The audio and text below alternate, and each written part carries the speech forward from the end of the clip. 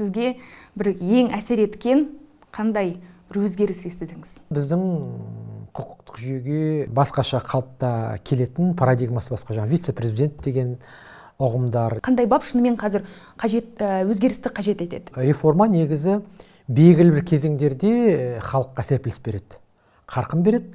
Ал кейбір мемлекеттердің тәжірибесінде, кейбір эволюциялық даму кезеңдерінде керісінше реформаның бір теріс салдарлары болуы мүмкін. Жұмыс істемеген адам қателеспейді. Ал өзектілігін мүлде жоғалтқан ондай бір бап, тармақ бар ма, қалай ойлайсыз? Конституцияның преамбуласында енді біздің Қазақстан халқы әділетті Қазақстанда өмір сүретіндігін жариялайтын. 2022 жылғы референдум болғанның өзінде Конституцияға өзгеріс енгізіп жатқанда кейбір адамдар енді бір скептицизммен қарады.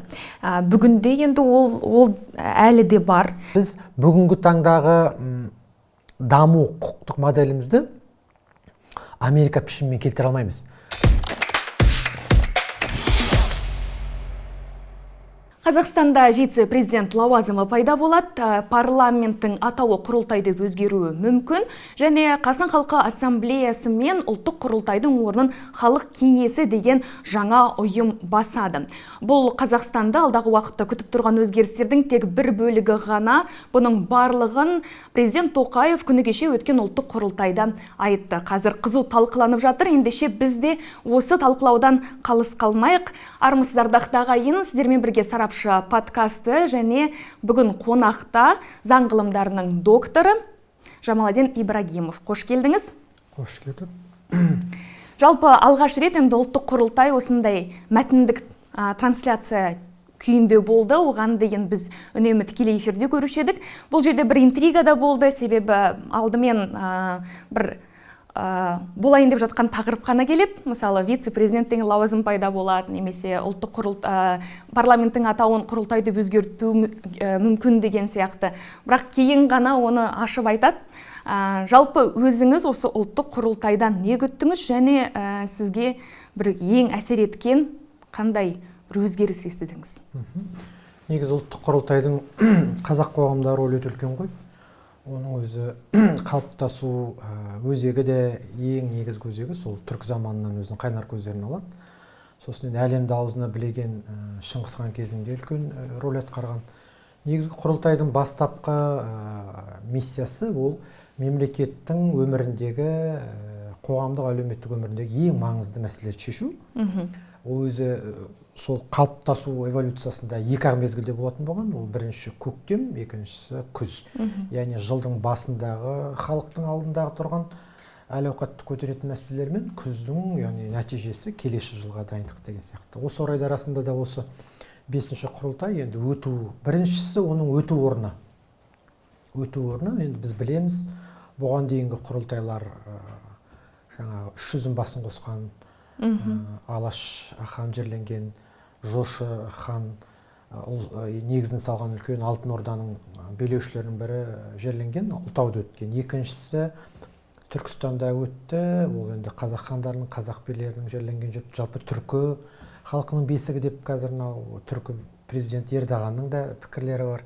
Үшінші Қасым хан Қасқа жол салынған, Қасым хан ордасын тіккен сарайшықта өтті. Төртіншісі енді Абылай ханның жайлауы Бурабай жерінде өтті. Сондықтан да мен үшін бірінші осы Қызылордада өтуі үлкен қызық болды. Өйткені сыр елі енді үлкен өзінің қобызшылармен, жыршылармен, өзінің халыққа берер ағмаржан күрішімен белгілі, бірақ енді саяси үлкен бір оқиғаның болуы, үлкен бір керемет, оның түпкі маңызы бар екен. Біріншіден ол сол біздің халықтың қазақ атауының қайтарып берілуі, сосын осы жолда біздің сол ел ардақтыларының Сұлтанбек Қожам, Сәкен Сейфуллин, Мұхамеджан Тынышпаев сияқты интеллигенцияның осы елорда болуға, астанаға болуға еңбек сіңірген. Сондықтан да осы жерде өтетіндігі әрине ол халықтың көңіліне жақты деп ойлаймын.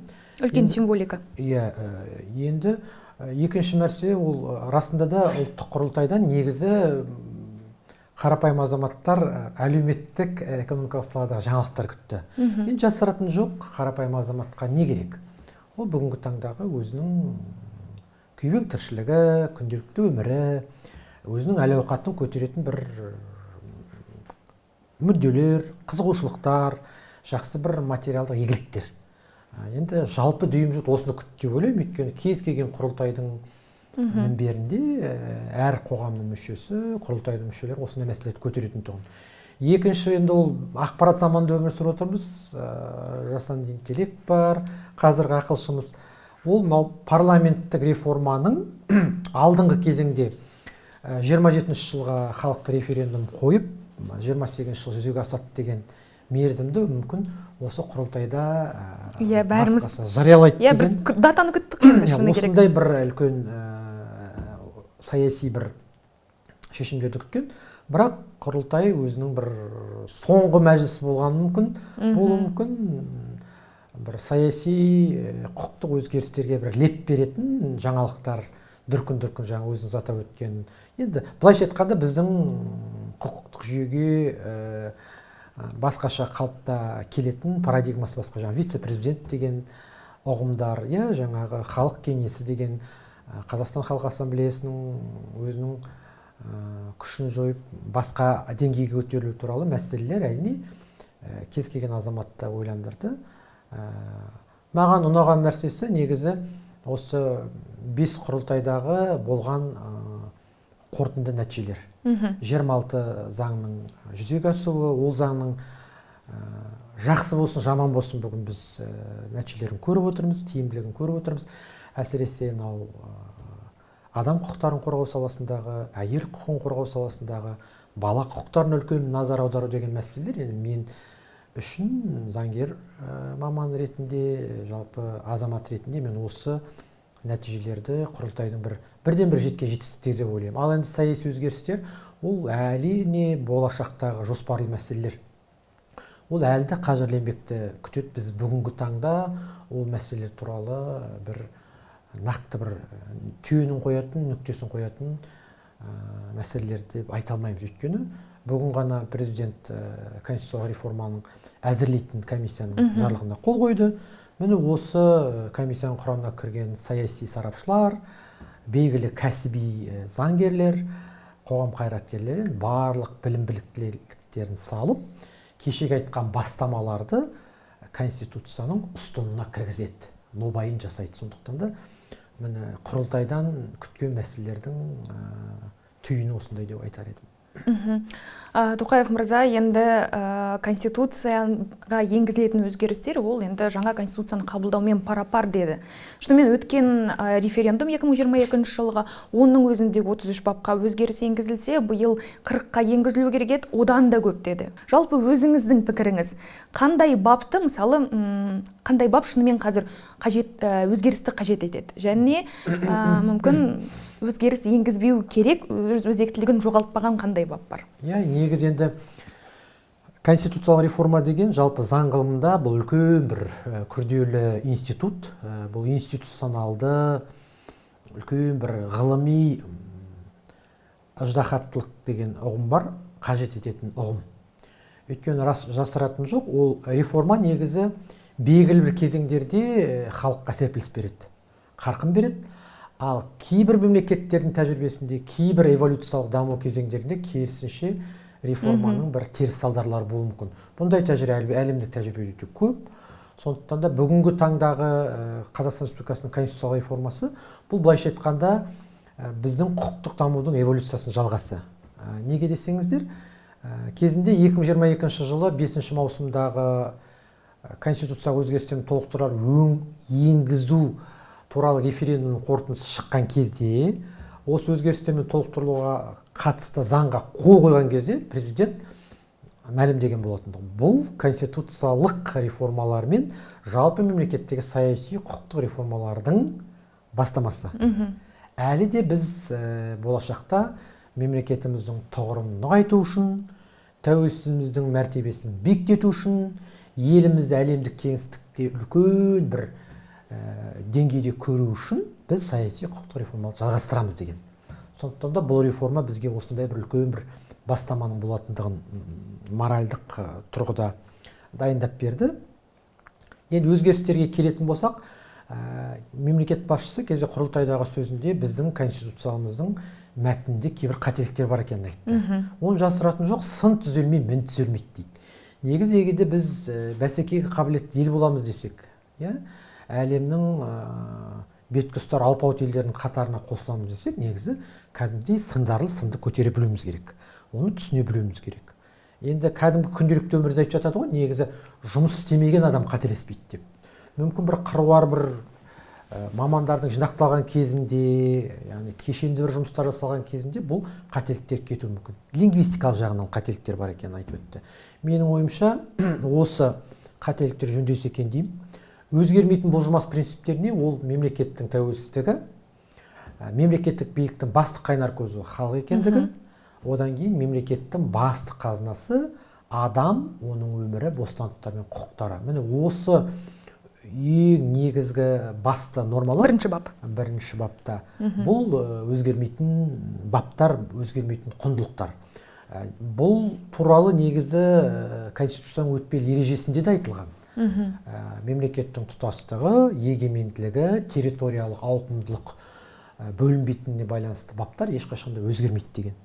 Ал енді өзгертуді қажет ететін баптар өте көп, өйткені мемлекет басшысы айтты, преамбуладан бастап өзгереді, кіріспесінен бастап. Біздің қазақстандықтар кезінде жасыратын жоқ, 22-ші жылғы реформалар жасалған кезде айтты ғой, жаңа Қазақстан деген не, ескі Қазақстан деген не, әділетті Қазақстан деген не береді, екінші республика деген анықтама нені білдіреді деген көптеген сауалнамалар болған рас. Міне, осы тұрғыда Конституцияның преамбуласында енді біздің Қазақстан халқы әділетті Қазақстанда өмір сүретіндігін жариялайтын қағидаттар болу керек деді. Екіншіден, құқықтық мемлекетті одан әрі дамытатын ұғымдар, қасиетті бағалаулар болу керек.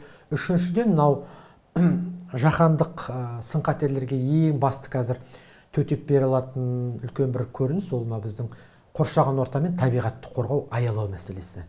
Міне осы мәселелер біздің Конституцияның кіріспесінде болуы мүмкін деген мәселе айтты. Одан кейін жалпы баптарына өзгерістер енгізгенде, енді біз 26-шы жылдан бастап жаңа дәуірге аяқ бастық. Жаңа дәуір, жаңа кезең, жаңа эволюциялық деңгей ол осы 26-шы жылдың цифрлық даму мен жасанды интеллект жариялануы. Өйткені бұл да қазақ елі үшін, қазақ елінің азаматтары үшін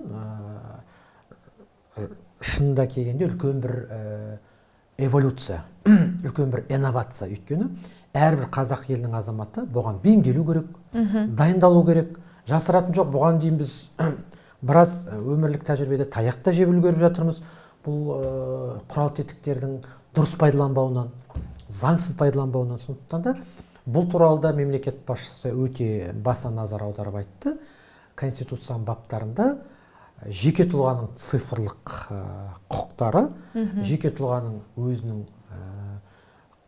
адами тұрғысына қатысты жеке мәліметтерінің құқықтық тұрғыда қорғалу туралы баптар болу керектігін айтты. Бұл да бір бүгінгі таңдадағы біздің Конституцияға жоқ нормалар. Бұл мұндай заң қабылданды, өткен жылдың соңына қарай? Екі заң қабылданды. 25-ші жыл 17-ші қарашада жасанды интеллект туралы Қазақстан Республикасының заңы қабылданды. Кеше ғана 9-шы қаңтарда цифрлық кодексіміз қабылданды. Бірақ кез келген мемлекеттегі өзгерістер экономикалық деңгейде, әлеуметтік саяси деңгейде жүзеге аса алады, егерде оның конституциялық негізі болса. Өйткені енді әлемдік кеңістікте ұғым бар ғой, заңсыз емес, бұл легитимді емес деген, мысалы бір кейбір сарапшылар айтып жатады. Бұл институттың ешқандай күші жоқ, өйткені бұл конституциялық негізінде бекітілмеген деп. Міне осы тұрғыда біз цифрлық құқықты, жеке тұлғаның цифрлық қадір-қасиетін Конституцияда бекітуіміз керек. Осыны біз сарапшылар ескереді деп ойлаймыз. Ал өзектілігін мүлде жоғалтқан ондай бір бап, тармақ бар ма, қалай ойлайсыз? Бүгін таңда енді негізі мен Конституцияның 99 бабын қарап шықтым. Негізі ең соңғы 99-шы бапта өтпелі ережелер деп аталады. Сол жерде кеше біз 22-ші жыл 5-ші маусымда Конституцияны референдум арқылы өзгерістерін толықтырып қабылдап алдық та, бірақ мысалы конституциялық сот мекемесі 2023 жылдың 1 қаңтарынан бастап жұмыс істеді. Міне осы кезең заңсыз болып қалмау үшін жаңа өтпелі кезеңдегі баптарға конституциялық кеңес туралы баптар қалдырылған екен. Яғни конституциялық сот құрылғанға дейінгі конституциялық кеңестің құзыреттері мен міндеттері. Одан кейін біз білеміз, мынау мемлекеттің қаржысын үнемдеуде, мемлекеттің қаржысын тиімді пайдалануда жоғарғы аудиторлық палата деген мекеме құрылды. Осы мекеме жүзеге асқанша дейін есептік палатаның қызметі туралы. Міне осындай баптар біздің конституциямызда бүгінгі таңда тұр. Сондықтан да осы институттардың құзыретіне байланысты баптар ертең алынып тасталған кезде біздің конституцияда нақты бүгінгі таңдағы елімізге қызмет етіп отқан мемлекеттік органдардың құзыреттері анықталады, айқындалады. Жалпы 2022 жылғы референдум болғанның өзінде конституцияға өзгеріс енгізіп жатқанда кейбір адамдар енді бір скептицизммен қарады. Бүгінде енді ол әлі де бар. Екінші мәрте осы соңғы бір 3 жылдың ішінде, 4 жылдың ішінде екінші мәрте өзгеріс енгізіп жатырмыз. Осындайда барлығы енді ақышты мысалға келтіреді ғой. Осы жерде мен Оливер Холмс деген Американың керемет қоғам қайраткері, заңгерінің көзқарасын айтатын едім.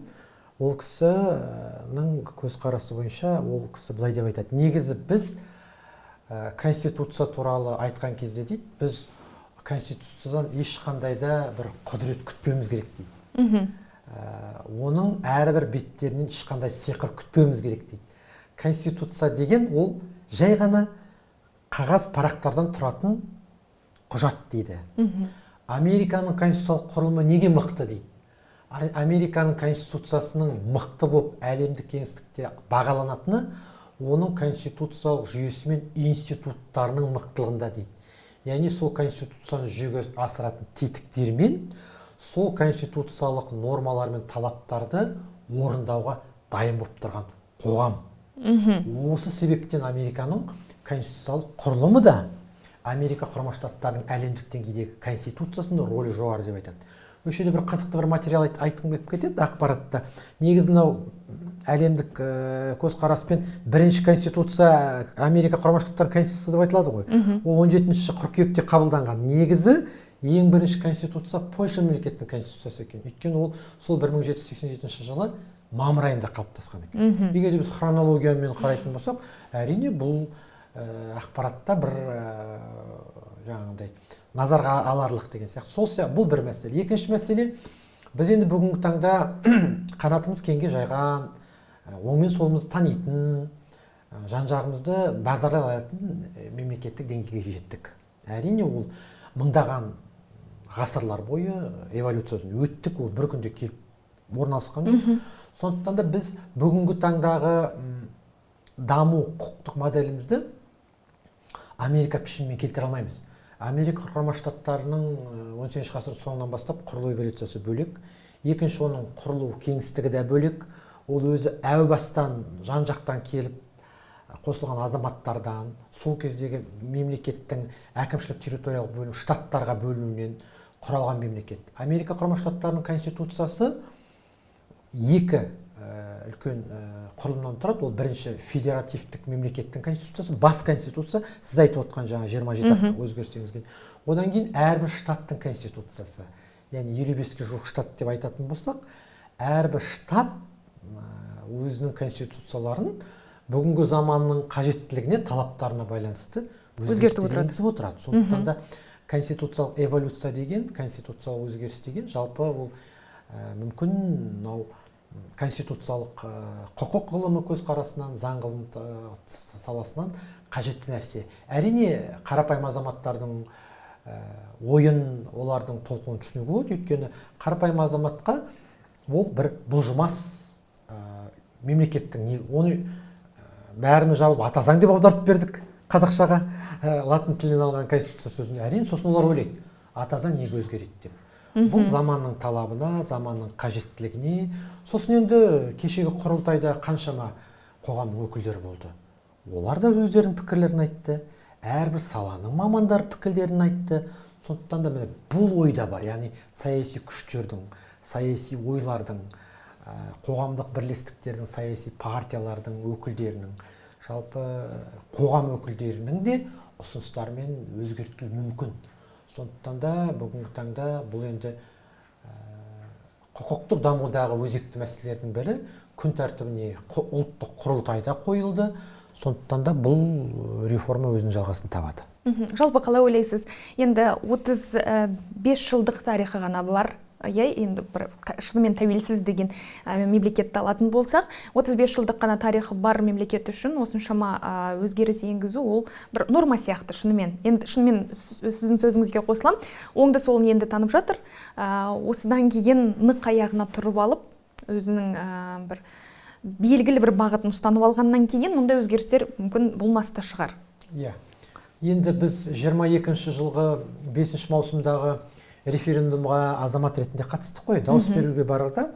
Оның алдында, референдум жарияланудың алдында бүкіл қоғам қайраткерлері, заңгер ғалымдар, сарапшылар, енді шама шарқы келгенше деп айтайық, әрбір азаматтарға барып түсіндіру жұмыстарымен айналысты. Сол кездегі ең бірінші месседж ол супер президенттік биліктен ауысу жөніндегі қадам деп айтқан тұғымыз.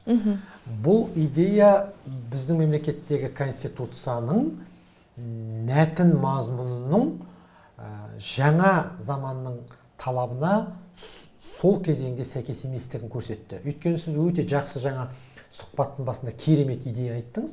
Расында да ең алғашқы түсіндіру кезеңдерінде, енді оған азамат қарапайым қоғам мүшесі мен де қатыстым. Сол түсіндіру жұмыстар кезеңінде жасыратын жоқ, адамдар кәдімгідей ашық қарсы шықты. Неге өзгертесіздер? Неге өзгерістер болайын деп жатыр? Тағы да келесі келетін мемлекет басшысының билігі нығайту үшін бе? Мына роль басқа бір сипатта екінші рөлге ауыса ма деп пікірлер болғаны рас. Оны жасамау керек, оны айту керек. Міне, ал енді жаңағы кезең-кезеңмен заңгер ғалымдардың халықаралық тәжірибелерді негізге ала отырып, біздің өзіміздің дәстүрлі билік сабақтастықтарын еске ала отырып, әрбір азаматқа түсіндіргеннен кейін, анау айтқандай, сен қозғалды. Сен қозғалды да халық түсіне бастады. Өйткені ол жерде сіз білесіз, жаңағы президент деген тармақта көптеген баптар алынып тасталды. Яғни құзыреттілікке байланысты, шексіз билікке байланысты. Сосын бұл конституциямыз референдум өткеннен кейін бұған сәйкес 20-дан 40-қа дейін заңнамалық актілерге өзгерістер енгізген кезде заң кәдімгі түп тамырымен өзінің күшін жойды. Міне осы кезде халық қазақты қарапайым тілмен айтқанда көзі жетті. Иә, осы үшін істелген екен ғой. Осы үшін реформа жасалған екен ғой деп. Сондықтан да саяси көзқараспен айтқанда 7 өзгеріс әрине бір мемлекеттік конституция үшін әрине көп. Бірақ дегенмен де қоғам орында тұрмайды, заман орында тұрмайды. Жаңағы айтқандай, мен негіз ойлап жүрген, бұл парламенттік реформа жарияланбай тұрған кезде де мен былай деп ойлап жүрген, біздің пайымдауымызша, біз егерде цифрлық өркениетке көшетін болсақ, біздің конституциямызда бұл туралы ешқандай сөз жоқ. Ал бұдан 5-6 жыл бұрын, жалпы заңгер ғалымдардың арасында, енді біз халықаралық конференцияларға, шетелдерге барамыз, Европа, Мәскеу мемлекеттік университеттері ұйымдастыратынбыз. Сол кезде бұдан 10 жыл бұрын цифр және құқық, заңтанудағы цифрдың рөлі, цифрлық тетіктер заңгерді ауыстыра ала ма? Сот немесе цифрлық шешім, адвокат немесе цифрлық қорғаушы деген пікірталастар керемет болған. Оның осы ғылыми пікірталастардың бір керемет түйіні цифрлық конституция болу керек деген ой айтылған. Міне осындай 2024 жылы біздің мемлекетімізде конституцияның күніне арналған конференцияда мен осы баяндамамен өз пікірлерін білдірдім. Бірақ жасыратын жоқ, ол кезде жаңағындай бір аса бір сақтықпен, аса бір саяси бір жинақылықпен айттым, өйткені цифрлы конституция деген ол былайша айтқанда сол кездегі бір жарылыс еді.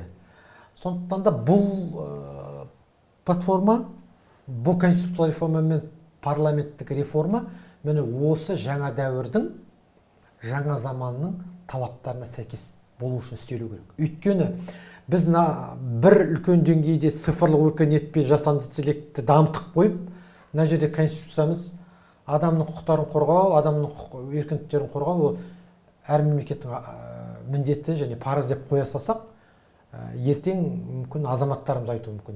Мені кім қорғайды?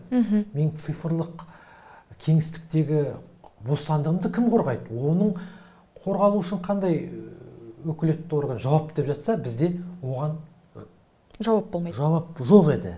Міне осы тұрғыда мен ойлаймын, сарапшылар ертең жұмыс істеу барысында осындай бір былайша айтқанда инновациялық, креативті мүмкін нормалар болатын шығар деп ойлаймын.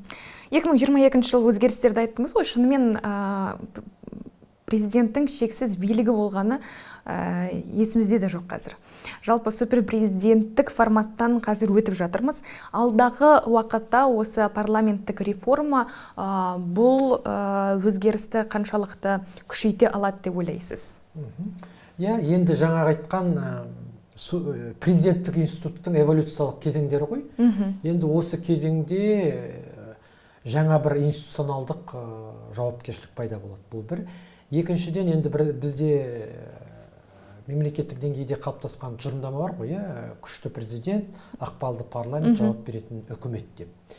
Енді біз осы парламенттік реформаның нәтижесінен кәдімгідей қазақ халқына қызмет ететін, қазақ елінің әрбір азаматының мүддесіне кәдімгідей жайылып, төсек иіліп жастық дейді қазақ. Қызмет ететін, заңдар шығаратын кәсіби парламентті күтіп отырмыз.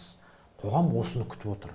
Осындай бір жақсы бір ниет, жақсы бір үміт болғандықтан да қоғам бұны оң қабылдап отыр. Неге жаңа айттым ғой, мен әлемдік деңгейде реформаның теріс жақтары да бар. Әлемдік деңгейде реформаға қарсы шығып жатқан мемлекеттер де бар.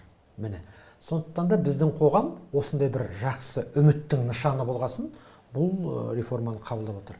Өткен жыл Тоқаев мырза өзінің Түркістан газетіне берген интервьюінде айтып еді ғой, жалпы реформа жасаған адамдарды барлығы енді ұната бермейді деп.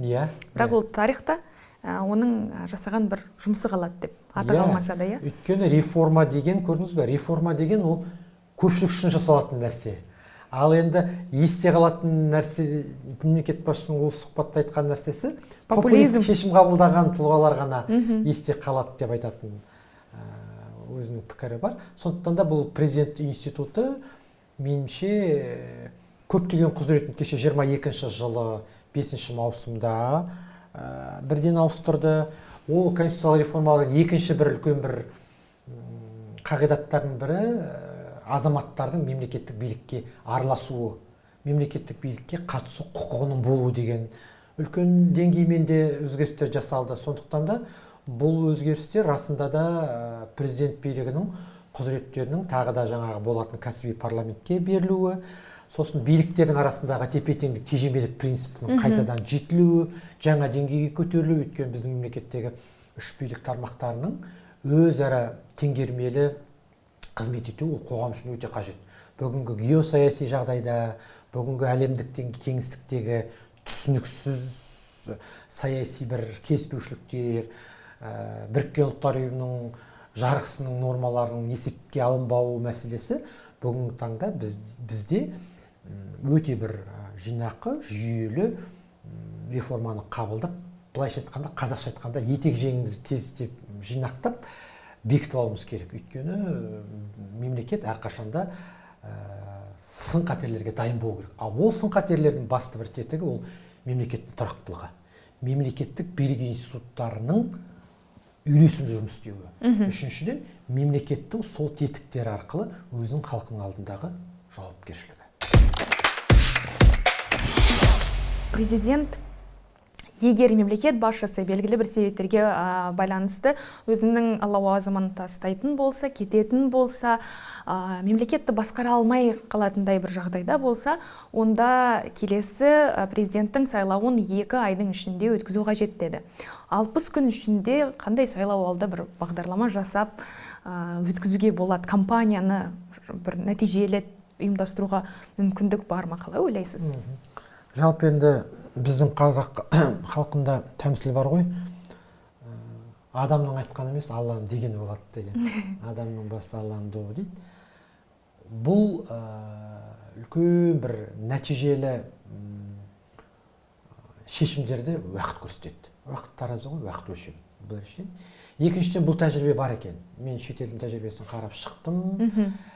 2 айда өткізіледі деген көптеген елдердің конституциясында бар екен. Бұл бір мәселе. Мәселен? Мәселен, Венгрия мемлекетінде бар, Болгария мемлекетінде бар, Сингапур мемлекетінде бар, көптеген мемлекеттерде бұл бар екен.